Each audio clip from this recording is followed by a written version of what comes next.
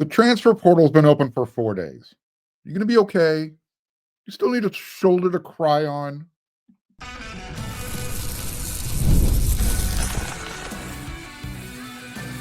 You are Locked On Trojans, your daily podcast on the USC Trojans. Part of the Locked On Podcast Network, your team every day. Fight on, everyone. I'm your host, Mark Hulkin, and thank you for making Locked On USC part of the Locked On Network your first listen every day. I know wherever you're watching the show, if you're watching on YouTube, it's free. Wherever you're downloading the show, it's always free. And you know, I always appreciate your support. Today's episode, it's brought to you by Game Time. Download the Game Time app, create an account, and use code LOCKEDONCollege for $20 off your first purchase. Look, I'll admit it, the first few days have been pretty sucky for USC, been pretty hectic. And not just USC, for everyone involved. Fans, players, coaches, mostly. It hasn't been a fun time. I've noticed in the comment section, I got a lot of everyday viewers. Thank you very, very, very much. Oklahoma fans, though, you guys have been pretty vocal throughout the year. Notice you've been relatively quiet. You know, you're not really enjoying USC and Lincoln Riley's misery too much. Probably because you've had 5 wide receivers on your own team jump into the transfer portal. So, again, it's not just a USC thing, okay? Just a review, because at the moment, nobody has jumped in the transfer portal in the last 30 minutes as I've been preparing for this episode. But at the moment, this is who is in the transfer portal that are looking for better options than USC. You've got wide receiver Kyron Hudson. You've got wide receiver Deuce Robinson. Okay. I told you about Quentin Joyner earlier this week. Again, to review, you've got Kyron Hudson, Deuce Robinson, Quentin Joyner.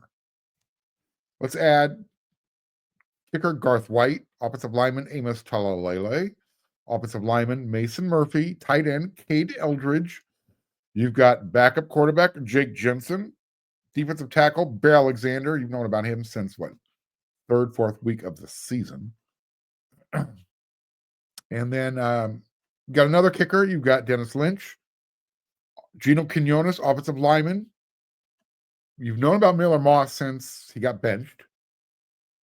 So let's add one more player that I don't think I've mentioned his name yet. And that's going to kind of be a perfect segue into this segment. Defensive lineman David DJ Peavy. He hasn't played since he's been at USC. He's part of the 2023 class. He's one of those guys, when you look at him, you say, okay, great, good size. Comes from a winning program down in San Diego. It's exactly what you want at USC. But he's been injured since he's been on USC's campus. It's not his fault. It's just matter of fact. USC needs impact guys who can play now. So as you can see on the rundown, it's not as bad as it looks. USC needs to go get guys in the transfer portal that can come in and can contribute. You know, guys like Gavin Meyer, Nate Clifton, if you're looking at the defensive line. By now, you should be over Miller Moss. Like I said, you've known about it essentially since he got replaced by Jaden Mayaba. I'm going to miss him as well. But Coach Riley, coaching staff, they made the decision. They're moving forward. It's Jaden Mayaba's turn. And then you're going to have the competition with Husan Longstreet when he arrives in 2025. I believe he's an early enrollee in January. Excuse me. And I also anticipate a quarterback coming to USC out of the transfer portal. It's a need. You can't have 2 scholarship quarterbacks. At practice this week, you've got Jaden Mayaba and his backup, Gage Roy, preferred walk-on. That's your quarterback depth chart right now. As I mentioned, Bear Alexander, over him, gone. See ya. I think SMU is going to be a great place for him. Wouldn't be surprised if that's where he ends up. I know that's on his finalist list. So let's be honest. Besides the optics of players wanting to explore their options, when you look at who each of the situations of the players by themselves, who's leaving USC, how much production is really leaving? Let's talk about that. I understand the Deuce Robinson and Quentin Joyner angst. I totally get that. There's a lot of potential there. But how impactful are their losses? Are they irreplaceable? Let's not kid ourselves. Quentin Joyner leaving is quite possibly, it could be a big hit to USC's offense in 2025. The other day I said, he's the starter in waiting. Once Woody Marks starts his NFL clock, which I think he's on, Quentin Joyner was the guy. He was going to be the dude. He just finished his redshirt freshman season. So he's been at USC for 2 years. He averaged almost 8 yards per carry, 7.6. He's hard to tackle. He literally is he was USC's home run potential at running back. Every time he touches the ball, he's a threat to take it all the way. He needs to work on ball security, pass protection. But his potential carrying the ball, through the roof. High ceiling. The issue with Joyner is, from all reports, is he wants to be paid like a Heisman candidate. He's good, but not worth his asking price. No running back in college football, unless they are a Heisman contender, unless their name is Ashton Jeanty, is worth more than $500,000. Sorry, that's the rules. I don't make these rules. That's the market right now. Think you're going to get more somewhere else? Go get it. More power to you. I mean, the point is, running back is typically not a big spend position for teams that are looking for a player in the transfer portal. It's just not. Excuse me. I think $500K is the cap for USC at that, and you got to be worth it. Look, if there's one thing that I think we can say Coach Riley is batting 1,000%, it's with his grabbing a running back out of the transfer portal. I mean, you can't really argue with it. Travis Dye, Austin Jones, Marshawn Lloyd, this year Woody Marks. Haven't gone wrong. So that's where they're at with the running back. I'm not sure what Deuce Robinson is looking for. Let me ask you the question this way. I get it. Again, from an optics standpoint, you don't want to lose a 5-star. He's been at USC for 2 years. Did USC get a return on their investment in those 2 years? Is this a case of Deuce wants to be a number one guy somewhere else? I get that. That's a fair thing. You haven't really seen a number one wide receiver at USC.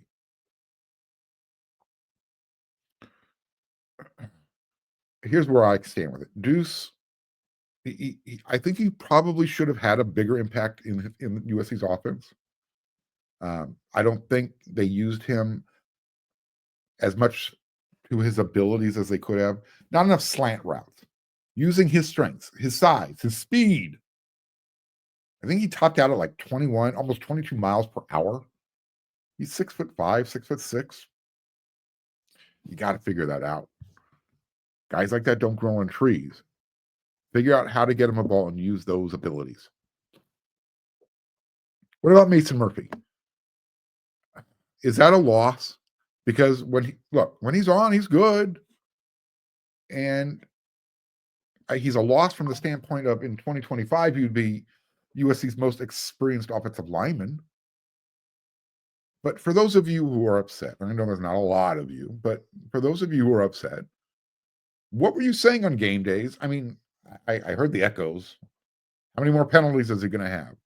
Why is he playing right? Why is he not playing guard? Why is he playing right tackle?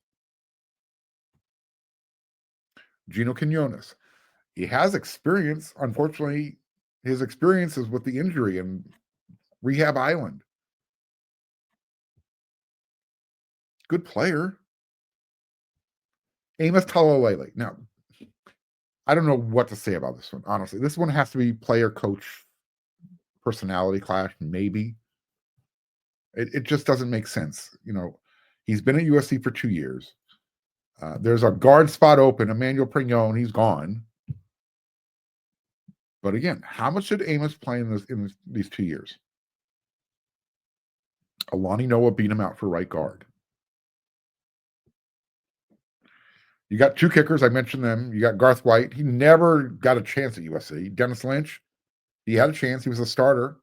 Lost it this year. So it's not as bad as some want to make it out to be. Everybody is getting hit. Michigan's getting hit. Ohio State's getting hit.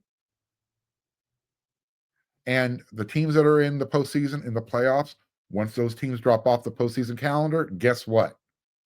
Those teams are going to get hit too. The Texas, the Georgias. All of them.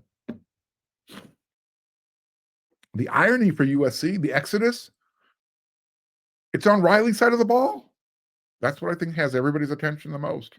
What makes it look worse than it really is, because when you look at the players that USC is potentially losing, look at the production. I get it. You would anticipate Deuce being big time in year 3. Same thing with Quentin Joyner. But other than that, how was the play, Mrs. Lincoln? All right, we got a couple more segments coming up. I think you want to stick around for the next one too, because we're going to talk about players that USC needs to get in the transfer portal. There's already a target list.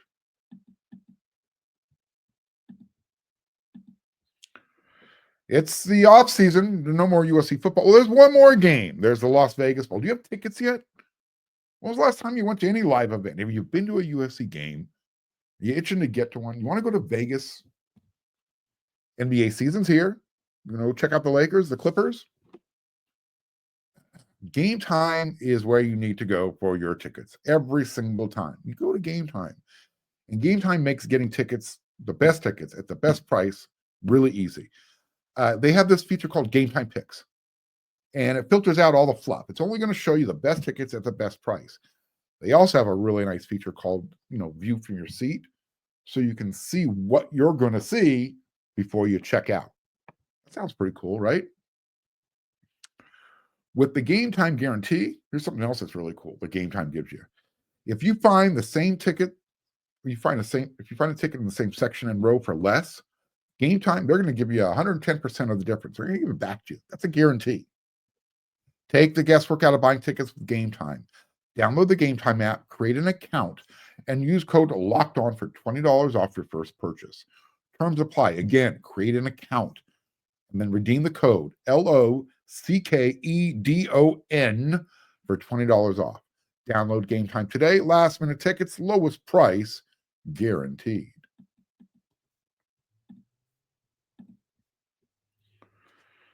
I know losing players who came to USC, highly ranked, say it again, want to make sure everybody understands it. When you're losing 4 and 5-star players that all the big-time programs wanted, and they're already transferring, they want to jump into the transfer portal, from a perception standpoint, it's not good. I get that. But when those guys go somewhere else, USC is going to replace them with someone. I mean, it's just the natural order of things. There's the emotional attachment to this, right? We all have our favorite players that we cheer for. We might know them personally. I get it. But as long as USC brings in someone better, that's what matters. It's a business. Look, if the players aren't going to be emotionally invested anymore, then neither should you. Unless your mom, dad, brother, sister, relative, best friend, go to class with them. My advice is cheer for the Cardinal and Gold flag. Or as Pete Arbogast told me once, cheer for the laundry. Don't root for the name that's not on the back of the jersey at USC, but you understand my point. Here's how you need to look at it. Your relationship with the players in today's college football world is more of a one-night stand. Let me talk your language. I mean, it's more of, let's just have some fun while we're hanging out together type of relationship. It is literally an 80s version of a Palm Springs spring break relationship. You get to know them, By the end of the week, maybe you keep in touch. Over there on WeAreSC.com, Eric McKinney, he's already started a targets list for guys at USC is probably going to be highly interested in. I'm going to give you a few of them. And then when you're done watching this episode of Locked on USC, you already know, get on over there. It's some really good content. I can't bring you everything. So let's talk about some of those players. We know USC is probably going to be in the transfer portal for a wide receiver. It's got to be an impact player. Okay, if you're going to go get a wide receiver, somebody who is going to come in and be a playmaker. Start with Eric Singleton, Georgia Tech. He was a 3-star prospect in the 2023 class. But here's why stars aren't important. They're not the most important thing. Right? And his freshman year in 2023, he finished second in voting for the ACC Offensive Rookie of the Year. He was also a freshman All-American by a bunch of different outlets. Good player. Did you watch that Georgia Tech game earlier this year? One that went, 8 overtimes? Crazy, right? Eric had a game for the ages. So far in his career at Georgia Tech, not known for passing the ball. He has 104 catches, almost 1,500 yards, 1,468. 9 touchdowns. Okay, he's done that in 2 years. This year, he had 56 catches, 754 yards, 3 touchdowns. He has 2 more years of eligibility. This is the guy you want to go after. Here's the question. Will USC pay the fair market value? He's going to, I know Georgia wants him. He's going to be getting attention from everybody in the Power 4. USC is going to come after him hard. So is Auburn. But again, you're competing against SEC teams. That's his area. That's where he's from. But if you need an instant impact playmaker, and that's what USC was missing in 2024, he's your guy. Go get him. Go get him. I think what happens with Xavier Jordan in the bowl game, by the way, his nickname, DJ also, and so far, Zachariah Bench, he hasn't put his name in the transfer portal. But whatever happens, that status there will play a huge role in how aggressive USC gets with Eric Singleton. We know USC needs replacements at offensive line. They need experience. You got to replace Amos Talalele, Mason Murphy. How about these 2 guys? How about Arizona offensive guard? His name is Wendell Moe. Hey, Moe! Considered the number 40 overall, number 2 interior offensive lineman in the portal. He is a former 3-star. He's from Long Beach Poly. Yeah, I remember talked about Long Beach Poly in yesterday's episode. I'm going to segue into that in the 3rd segment. Some fan reactions from that show. Some good stuff, by the way. Anyways, Mo, he was part of the 2022 recruiting class. He played in 4 games, started 3 times as a true freshman that season for Arizona. And then he played in every game in 2023 and started in 11 of the 12 games this year when Arizona moved to the Big 12 conference. 10 of his starts, left tackle. So he's a versatile player. He's got 2 more years of eligibility remaining. He's from Southern California, Long Beach Poly. He was a team captain at Long Beach Poly. Here's a nice little footnote. We know pass protection wasn't the strength of USC's offensive line this past season.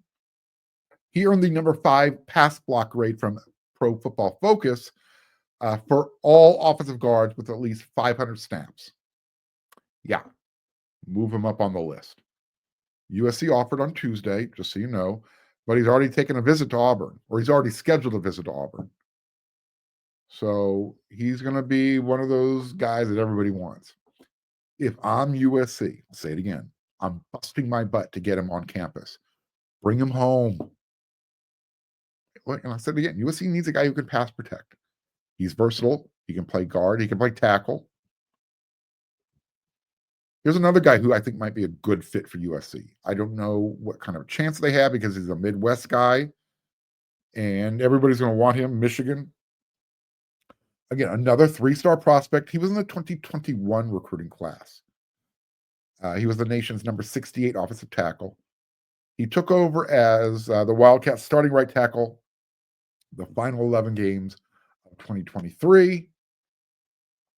And then this year, he started every game at right guard and finished as the nation's number 27, according to Pro Football Focus, offensive grade at that position. He has 1 year of eligibility remaining. So you've got experience with those two guys. Obviously, Josh Thompson would be a 1-year player. Go get Mo. Like I said, he's from Michigan. Michigan is going to come after him hard. Auburn's after him. Michigan State's after him. Ohio State's after him. South Carolina, Tennessee. If I'm going after somebody, I want somebody who's got a couple years of eligibility left. Go get Mo. If you can get both, great. It's going to be expensive if you go get both. What about at cornerback? Mekhi Blackman, remember him? He was a 1-year guy. It worked out perfectly. Here's another guy I think it might work out perfectly. He's from San Jose State. He's from Southern California. DJ Harvey. You might remember that name. Played at Sierra Canyon High School. He committed to Virginia Tech, played there for a couple of years. Transferred back to California. He's been at San Jose State now for the last 2. And he had 5 starts in 2023, but became a full-time starter in 2024. And he had a big year this past season. He really blossomed. He finished the year with 58 tackles, 4 interceptions, 2 sacks, including 2 for defensive touchdowns, 1 interception, and he had a fumble scoop return. He's got 1 year left. If he could be the next Mekhi Blackman, go get him. Again, he's from the area. Here's another guy from the area I think USC should go get. From my high school alma mater, Milliken, Long Beach. Tacario Davis. 6'4". He's got that length. Again, he played at the University of Arizona. He's got 1 more year left. He was second team all Big 12. He's good. Big 12 passes the ball a lot. It's an offensive conference. Tacario Davis, again, another guy you bring home. And USC needs help at linebacker, specifically inside. I like this guy. I'm really intrigued by this one. Josiah Trotter. He's jumping into the transfer portal from West Virginia.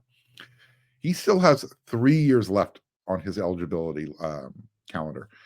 6'2", 225 pounds. You might recognize the last name. Trotter. His dad, Jeremiah.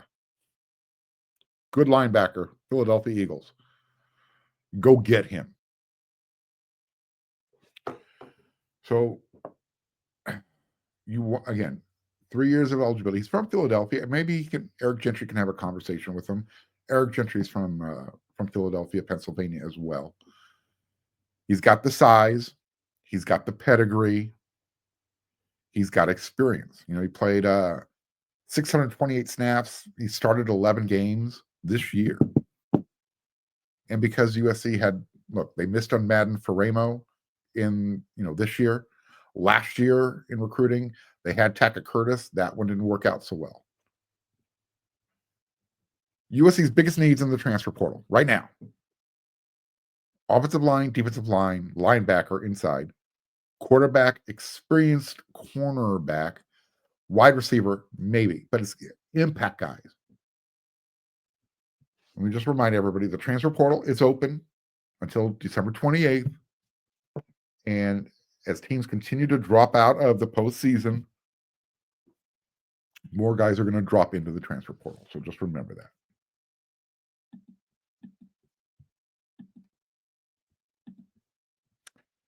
Get ready to tackle the NFL action with FanDuel, America's #1 sportsbook. Right now, new customers, if you can bet $5, you can get $150 in bonus bets if your first $5 bet wins. The FanDuel Sportsbook app gives you everything you need to place live bets on the NFL, and now you can do everything all in one place.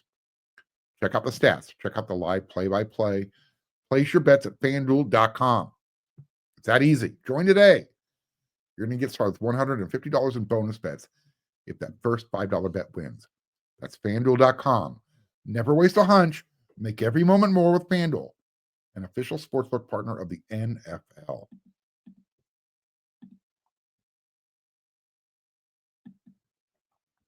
right. I love testimonials. And my everydayers who tune in daily to respond to the content, love y'all. On yesterday's episode of Locked on USC, I was talking about USC's identity, or the lack thereof when it comes to the California identity, that vibe, that protect your neighborhood at all costs, right? Wanting to play for USC no matter what, that type of identity. I got some good responses to that segment. Here's a couple of them. It was a great episode, and I was reaching out because of talking of one of the high school player parents. I had talked to a Division I parent, getting some outside perspective of what's going on at USC. And so this, me and the parent had a conversation, and it resonated with one of my everydayers. So I so agree with that parent's perspective on how California's culture has changed. That's one of the main reasons why my family and I left for Knoxville, Tennessee. When I was attending Valencia High School from 2013 through 2017, our varsity football program was pure domination machine in the Santa Clarita Valley. Coach Larry Muir, who went to FUCLA and played football there in Wussywood, those are his words, not mine, his team practices were extremely over the line. Those players he coached would practice for 5 hours, and he had zero respect for scholarship offers. A friend of mine played for him, and he wished that he could never play. He wished that he could never play football for him ever again. The people I knew at Valencia during my time there were quitting after JV football or even after their last senior season of high school football because of how much they drained the high school football players there. Tons of people I knew quit football entirely after JV because they knew how awful varsity football was going to be, and also not wanting to play for Coach Larry Muir.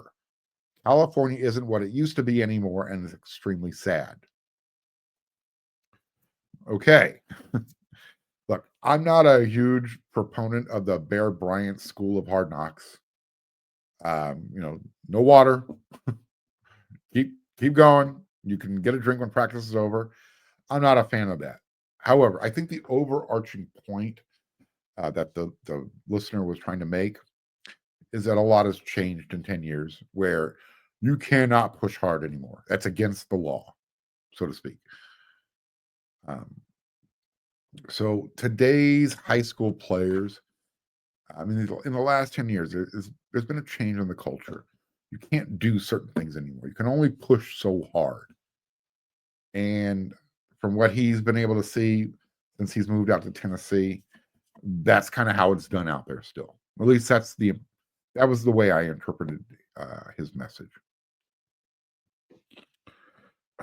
I think also what's played a role in what's happening at USC in California is the demographics has changed. So, the type of player you can go after, where are they? They're moving. USC's identity has always been, when they're good, their identity has always been, beast mode summed it up this way. Another everydayer. What happened to USC's legacy is tailback U? We once boasted the best running backs and offensive lines in college football history, yet we've abandoned that identity for an air raid offense that consistently falters against run-heavy teams capable of neutralizing it. If Lincoln Riley is truly a genius, why has he failed to capitalize on the talent at both Oklahoma and USC? It's time to consider giving the reins to a defensive coordinator like Antonlynn, whose leadership could restore balance and dominance to our program. I'm not advocating for firing Lincoln Riley. I get what beast mode is saying, though. Because I'll say this. I'll take Lincoln Riley's offense and play calling over the T. Martin gumbo that was here before. However, USC's identity is and should always be big and bad in the trenches, balance on offense. I thoroughly agree. I thoroughly agree with Beast Mode's point on that one. And then the last one I'll talk about. And this one was, this listener was talking about my point as it relates to kids jumping from one high school to another. This one's from Jess Leon. College football is now changing to building a team for one season. Colorado and Indiana are creating the model. In high school, kids transfer from their local school to the winning program. We've created this lack of loyalty years ago. Now in college, they get paid for it. Furthermore, I think their judgment, and he's talking about USC, on talent is questionable. We went after a quarterback from Los Alamitos. He's referring to Malachi Nelson, who has now transferred to his third school. Meanwhile, Tennessee picks up Warren's quarterback. He's in the playoffs. There are more examples of this too. So what Jess Leon is saying is, the game has changed. You got to use the transfer portal. Go get guys who are ready to win for 1 year, and guys you've been able to keep in your program, been around for 4 or 5 years. And then you got to make sure you're hitting on the guys you're recruiting out of California. Good point. All right, so there's some fan reaction to what's going on with USC. I'm going to do that. I'll do this more often, so keep sending in your comments. USC, I'll have a practice report. They're going to be going again tomorrow. Lincoln Riley's going to be talking after practice, so I'll tell you what he says. I'll let you know if there's any more transfer portal news, and I will tell you this. And another reason why you need to get over to weareSC.com when you're done watching this episode. Scott Schrader, our recruiting guru over there, there's some good news coming. Go check out some of the names he's talking about. All right, till that next episode, everyone. You know what to do.